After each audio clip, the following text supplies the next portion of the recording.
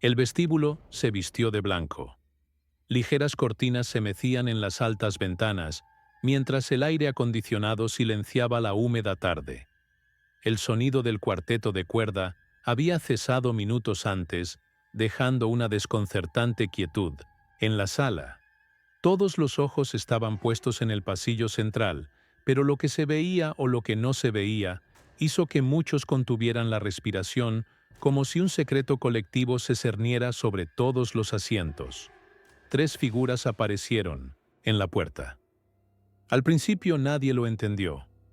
En algunas ceremonias era habitual que la madre de la novia recorriera el pasillo, y quizá aquel hombre junto a ellas era su padre padrastro tío. Quién sabe, pero había algo en aquella formación, en el ritmo lento y simbólico de los pasos, que provocaba una inmediata sensación de extrañeza. Todos vestían de blanco. El hombre del centro tenía las manos firmemente entrelazadas con las de las 2 mujeres, una mayor de belleza madura y expresión indescifrable, la otra joven, con unos ojos que parecían contener más de lo debido. La luz se reflejaba en el velo, que cubría parcialmente el cabello de la mujer más joven. La mujer mayor llevaba un vestido sencillo y elegante, pero estaba claro que no era una actriz secundaria. Ella también iba vestida de novia. La pequeña orquesta que debía reanudar la música a la entrada permaneció en silencio. El director vaciló. Uno de los violinistas bajó el arco lentamente, como si se hubiera dado cuenta, antes que nadie, de lo que iba a ocurrir. El murmullo entre los invitados creció en oleadas. Primero un susurro. Luego frases entrecortadas. ¿Son los 3? Ella también está comprometida. Pero, ¿la hija no? Nadie tuvo el valor de levantarse. Nadie se atrevía a detener el solemne paseo que cruzaba la sala como una procesión. Pasos lentos, rítmicos, imperturbables. La joven agarró el ramo con fuerza. El hombre no le soltó la mano. Y la mujer mayor, cuya expresión no revelaba ni culpa ni orgullo, parecía guiarles como si aquello formara parte de un antiguo ritual que solo ellos conocían. Al llegar al altar, el hombre respiró hondo. Sus ojos recorrieron las filas de invitados, muchos de los cuales permanecían inmóviles con los labios entreabiertos. Algunos estaban visiblemente incómodos, otros no disimulaban su asombro.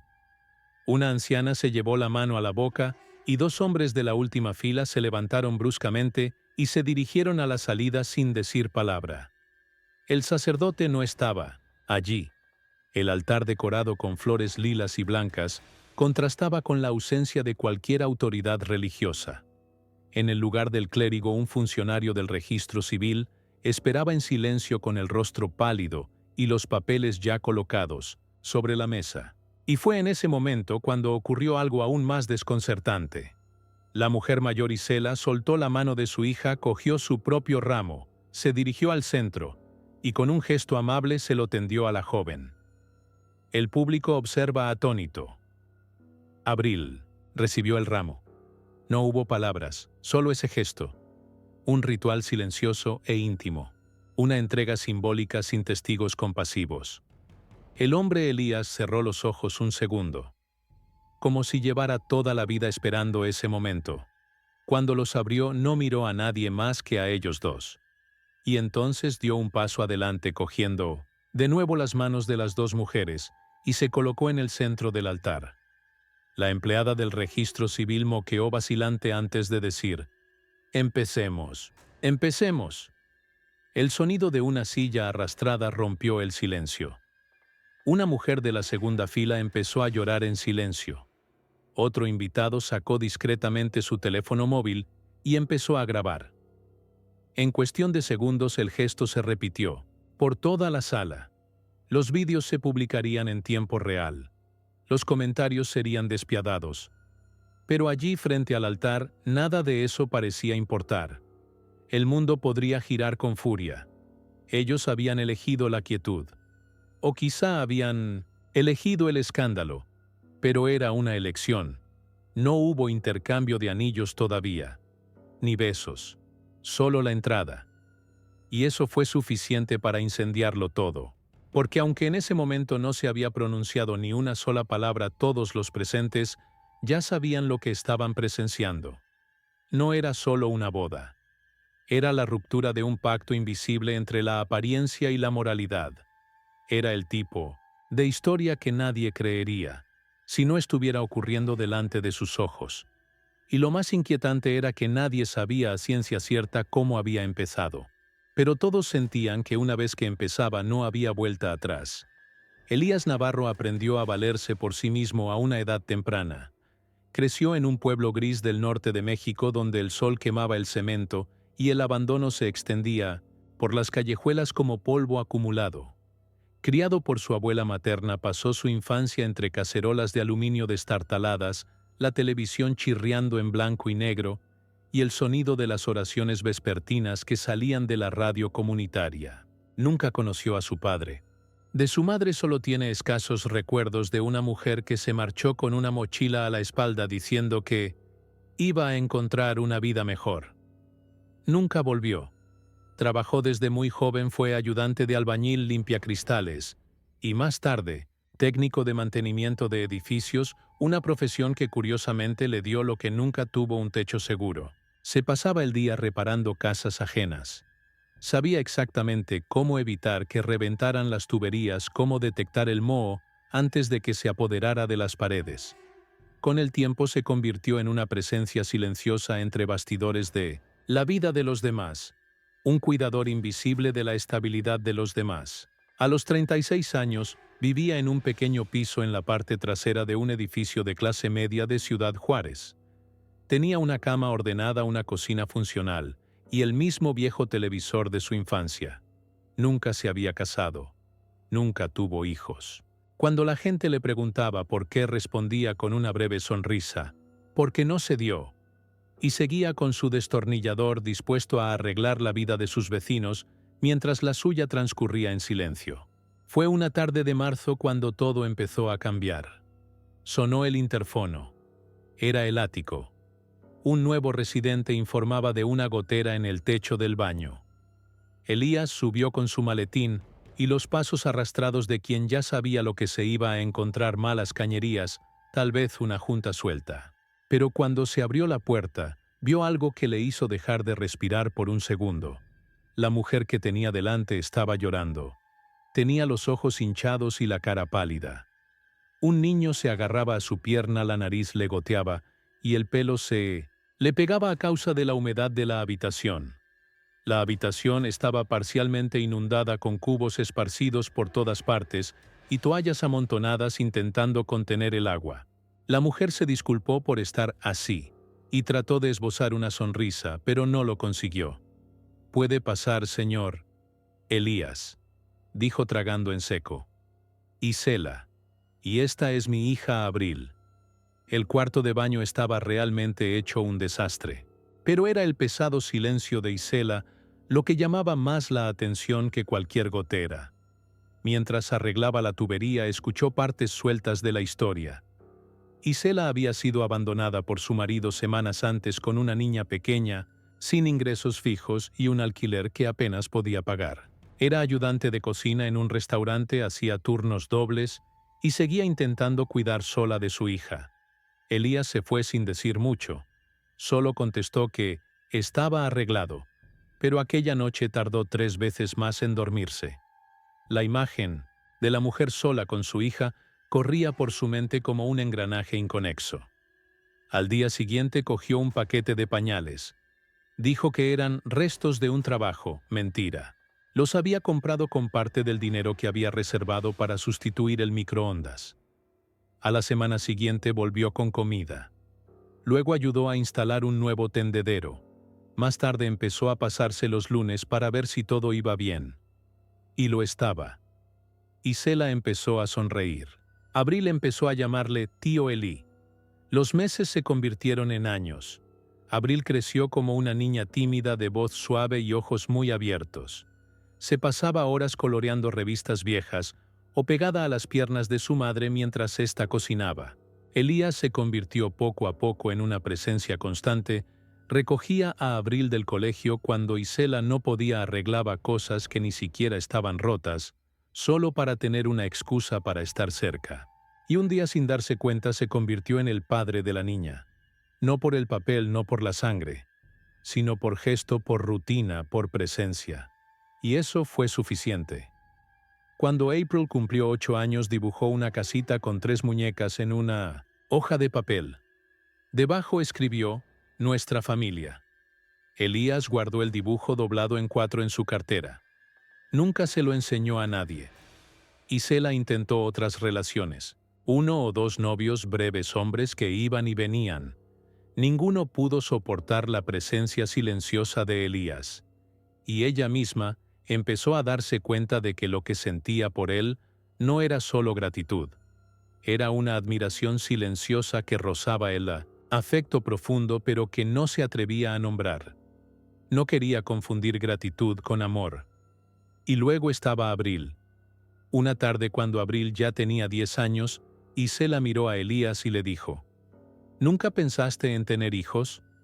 Él tardó en contestar. «Pensaba que nunca saldría bien, pero creo que ya tengo uno». Ella sonrió. Pero la sonrisa duró poco. Isela lo sabía, algo en aquella respuesta encerraba un sentimiento que un día se volvería incontrolable. Cuando April cumplió 15 años, prepararon una modesta fiesta. Un vestido rosa, una mesa de dulces y un tímido vals en el salón del edificio. Elías no quería participar en el baile, pero Abril insistió. Cuando él le tendió la mano, ella sonrió como si fuera la única persona del mundo. Los vecinos aplaudieron.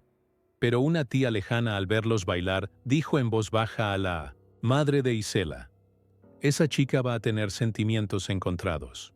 Mira cómo le mira». La frase cayó como una piedra en el estómago de Isela.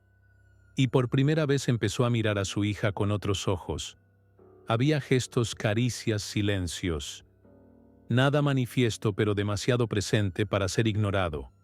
Aquella noche, Isela permaneció despierta, y al amanecer dejó una nota sobre la mesa. «No podemos fingir más, ni ocultarlo. Tenemos que hablar». La conversación ocurrió semanas después, y no fue una explosión. Fue un silencio intercalado con miradas. April dijo, «Sé que no es mi padre, y también sé cómo me siento». Isela permaneció inmóvil. «¿Y tú, mamá? ¿Qué sientes?» Ella no contestó. Pero la pregunta resonó. Pasó el tiempo. April terminó el instituto. Empezó a estudiar arte en casa, leyó sobre el amor libre, sobre estructuras no convencionales de afecto. Empezó a ver el mundo con una madurez precoz, y poco a poco empezó a hablar con su madre de todo. De todo en realidad, incluso de Elías. Isela, al contrario de lo que muchos esperarían, no explotó.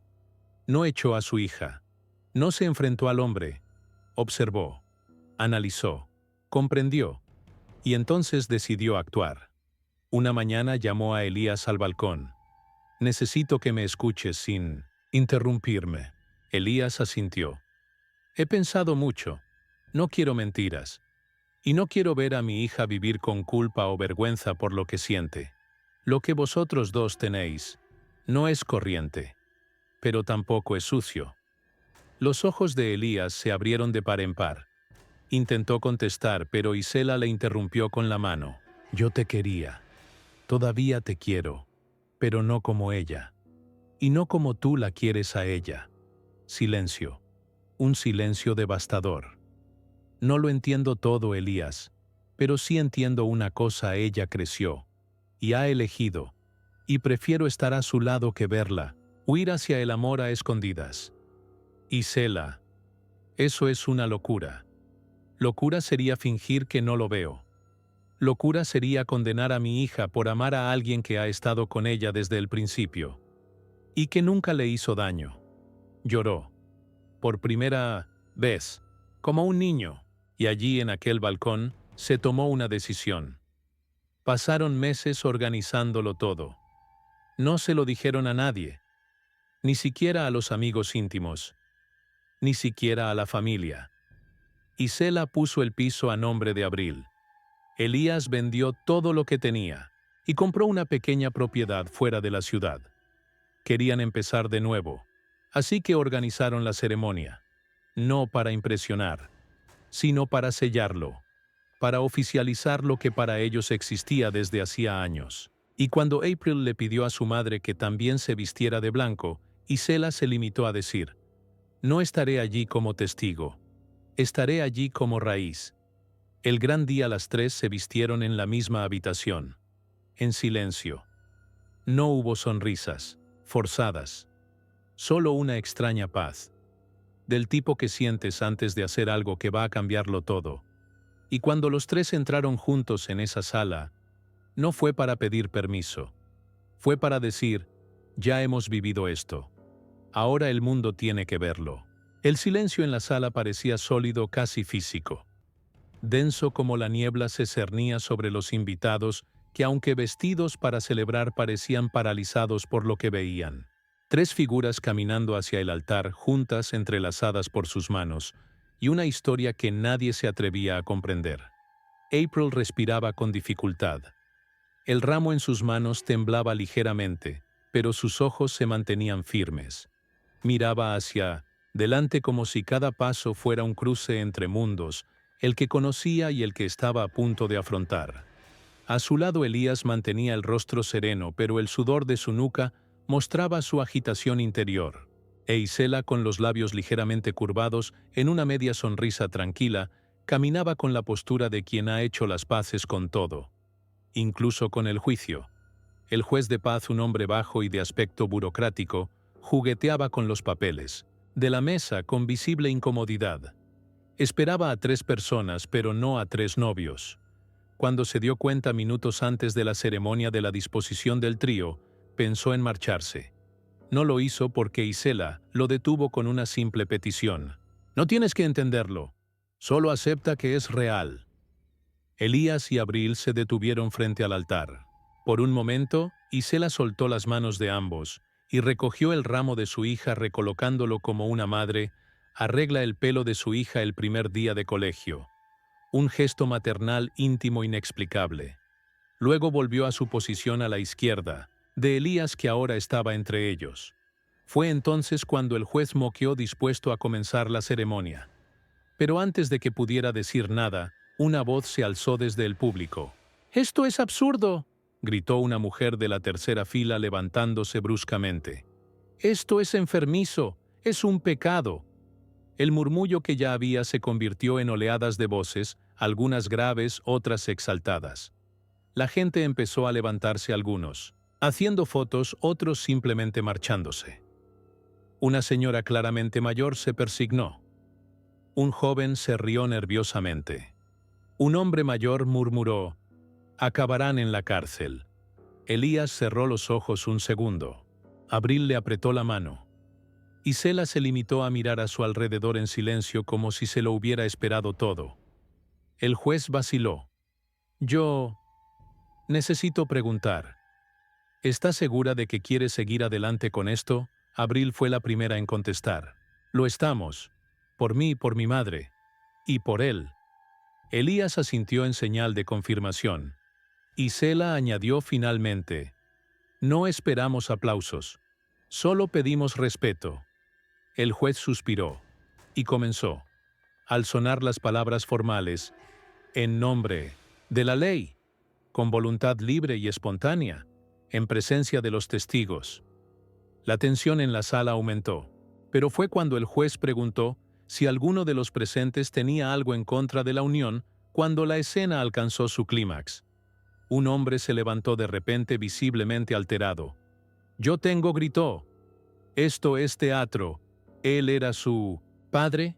La cuidaba como a una hija. Esto es incesto emocional». El silencio volvió con más fuerza. El juez tragó saliva. Isela no se movió. Elías sintió que se le hundía el pecho. Pero fue Abril quien habló con voz firme, transmitiéndose por toda la sala: «Él nunca fue mi padre. Él me crió. Y por eso tuve que luchar contra este sentimiento durante años. Luché con vergüenza, con culpa, con miedo. Pero él nunca me obligó a nada. Nunca me tocó. Nunca cruzó una línea. Yo lo hice.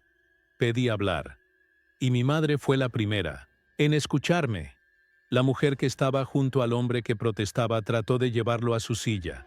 Se resistió un momento y luego se sentó jadeante. April continuó. Esto puede resultarle extraño, pero soy mayor de edad. No estoy aquí por confusión o necesidad. Estoy aquí porque así lo he decidido. Porque después de años intentando ser lo que se esperaba de mí, quiero vivir lo que soy y lo que somos. Con él, con mi madre, con o sin todos los juicios.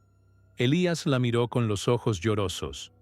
Por primera vez no se sintió un monstruo, se sintió visto. Isela le cogió la mano y la de su hija. «Puede continuar», dijo al juez. Las votaciones no siguieron el guión tradicional. Empezó Abril con la voz quebrada: «Elías, te llamé tío, luego padre». Pero ninguna de esas palabras fue suficiente. «Hoy elijo llamarte mi compañero. No porque me criaste, sino porque me viste crecer sin retenerme.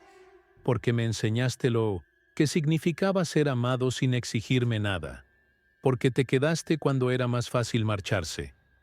Sonrió entre lágrimas. «No estoy cambiando una figura por otra. Estoy completando algo que siempre ha estado ahí».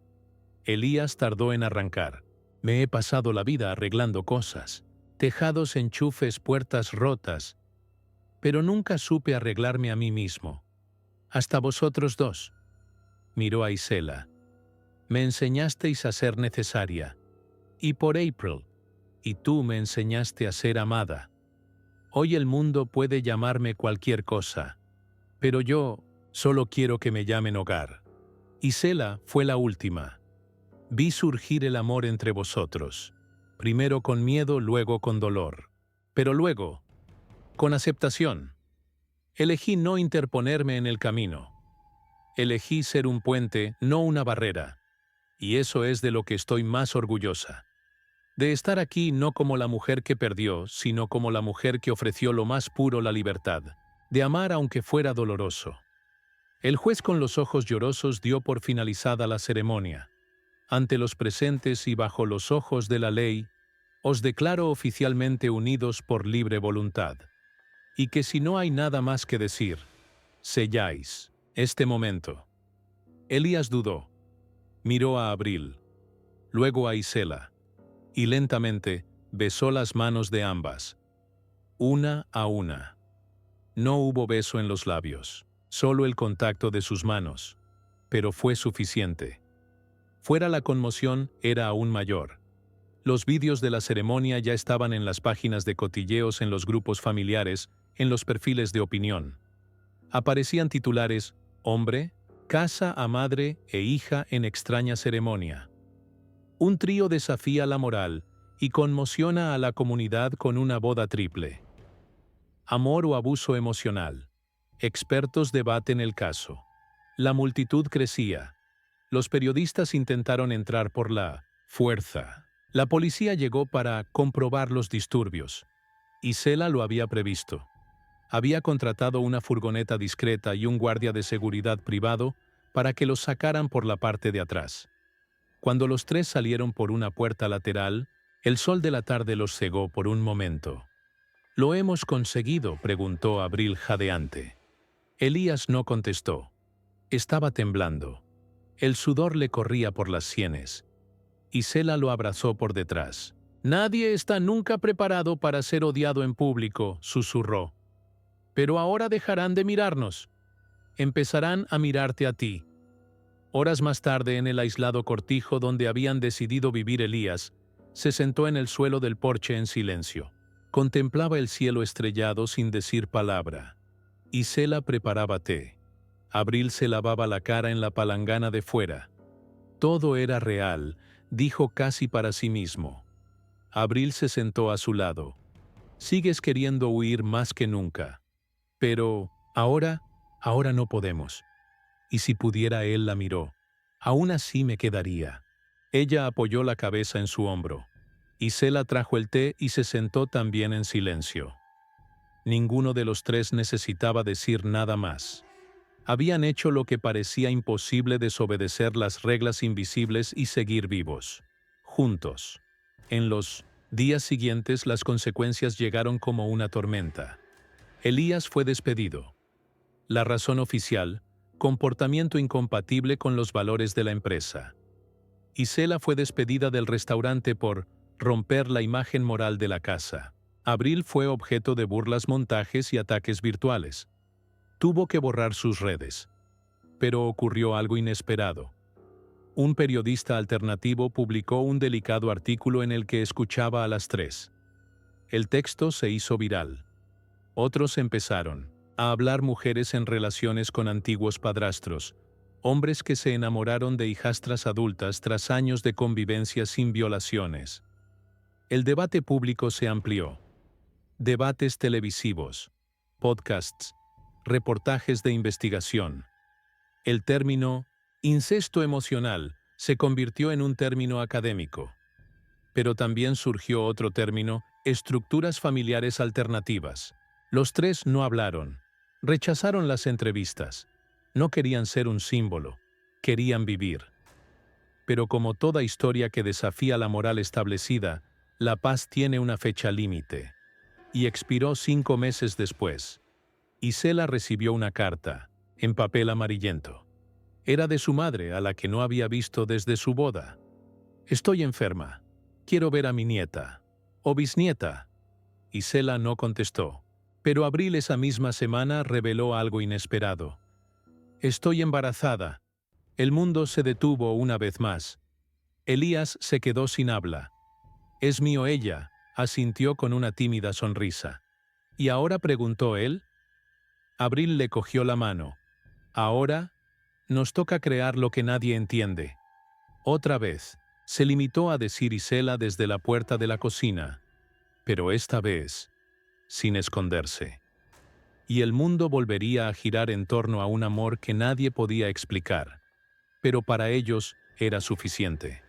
Los días que siguieron a la revelación de su embarazo estuvieron llenos de un silencio contenido. No el mismo silencio tenso del altar, ni el silencio callado de los juicios sociales. Era un silencio interno íntimo, como si cada uno de ellos estuviera replegado sobre sí mismo, tratando de reorganizar el mundo tras un nuevo terremoto. April miraba el horizonte desde el balcón todas las mañanas. Tocaba su vientre aún invisible, con dedos ligeros como si esperara escuchar respuestas de su propio cuerpo.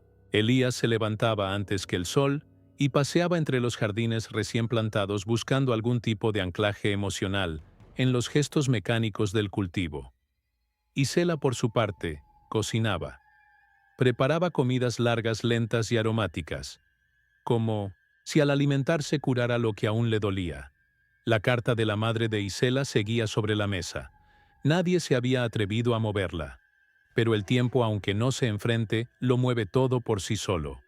Y fue en una mañana fría, con el rocío aún flotando en el aire, cuando April tomó su decisión. «Quiero encontrarla», dijo mientras removía el café con manos firmes. «Abuela, quiero mirarla a los ojos y ver si realmente hay tanto odio, o si es miedo». Elías e Isela intercambiaron una mirada. Ya no había forma de protegerla. Ya no era una niña con demasiados sueños, era una mujer a punto de dar a luz otra vida. Le tocaba enfrentarse al mundo. El encuentro tuvo lugar en el manicomio, donde la madre de Isela había sido hospitalizada. Era una habitación pequeña con olor a antiséptico y muebles neutros. La señora de pelo fino y ojos severos no se levantó al ver a su nieta. Se limitó a arquear una ceja. «Pareces diferente», dijo sin emoción. «Estoy viva», replicó April, «y embarazada de un hombre al que has llamado padre durante años». La anciana escupió las palabras como si fueran veneno. April no se movió. «El caballero que firmó tus boletines, el que te llevó al médico, que te enseñó a montar en bicicleta, y que nunca me tocó sin mi consentimiento, que me amó cuando nadie más lo hizo, que me dio lo que el mundo entero intentó quitarme, la dignidad». Su abuela la miró largo rato. «¿Y tu madre? ¿Te animó? ¿Me escuchaba? Eso es todo. Y a veces escuchar es el mayor acto de amor que existe». No contestó. Sus ojos, antes rígidos, parecían haber perdido su enfoque. Quizás había una chispa de comprensión, o solo cansancio. Pero cuando April se levantó para irse, su abuela dijo: «Si es una niña, escríbeme. Quiero saber el nombre». April no prometió nada, pero en el fondo ya lo había decidido. El embarazo se convirtió en una nueva ola de escándalos. Cuando se filtró, los periódicos volvieron. Las cadenas reaccionaron con la misma violencia que antes. Pero esta vez el trío no se echó atrás.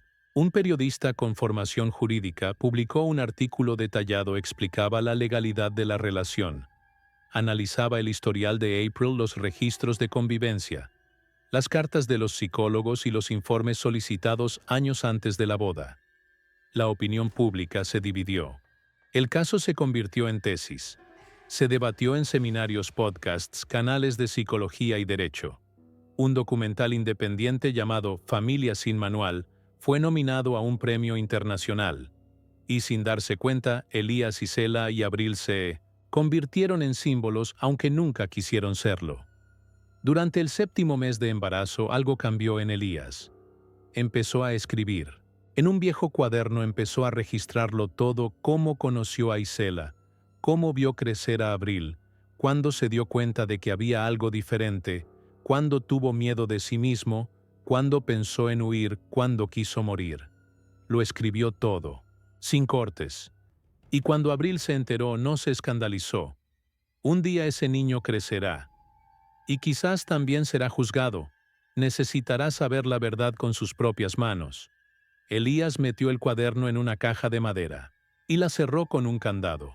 Solo ella puede abrirla. Isela, por su parte, volvió a trabajar. No en restaurantes, nadie la contrataría, pero montó una cocina artesanal en los terrenos de su granja. Vendía pan, mermeladas y pasteles por internet, y poco a poco fue creando un nuevo círculo. Clientes que sabían quién era, lo que había vivido, y aún así decidieron comprar. «Nunca pensé que la gente elegiría quedarse después de saberlo todo», dijo April una tarde. «Quizá porque no ocultamos nada. O quizá porque en el fondo todo el mundo tiene una historia que no se atreve a contar». El parto fue natural, en casa, sin enfermeras, los tres solos. Una bañera improvisada, agua caliente, velas encendidas y las manos de Isela sujetando las de Abril. Elías cortó el cordón con manos temblorosas. Elías cortó el cordón con manos temblorosas. Lloró sin hacer ruido. Como siempre. El niño nació fuerte, con el pelo oscuro y los ojos que se abrieron deprisa como si quisiera verlo todo a la vez. Era una niña. El nombre que eligió Alma. No por el simbolismo, sino porque para los tres eso era lo que quedaba al final de todo: el dolor, el juicio, el exilio y la elección. El alma, desnuda, imperfecta pero entera. Pasaron los años. La casa tomó color. Abril pintó murales en las paredes exteriores. Isela recogía tomates como quien cultiva reliquias. Elías construyó un gallinero y una biblioteca. Alma creció entre los tres. Llamaba padre a Elías. Llamaba abuela a Isela. Llamaba mamá a Abril. Y no hacía preguntas. Todavía no lo hace. Pero un día lo haría. Y cuando lo hiciera encontraría la caja de madera, el cuaderno con toda la historia, las fotos de la boda, los recortes de periódico, y se daría cuenta tal vez de que el amor de sus orígenes no era sencillo, ni limpio, ni popular, pero era real. Y eso bastaría. Hoy el escándalo ya no se recuerda. Han llegado otros casos, otras indignaciones han ocupado las redes, otras agendas han ganado protagonismo, pero de vez en cuando alguien encuentra el documental.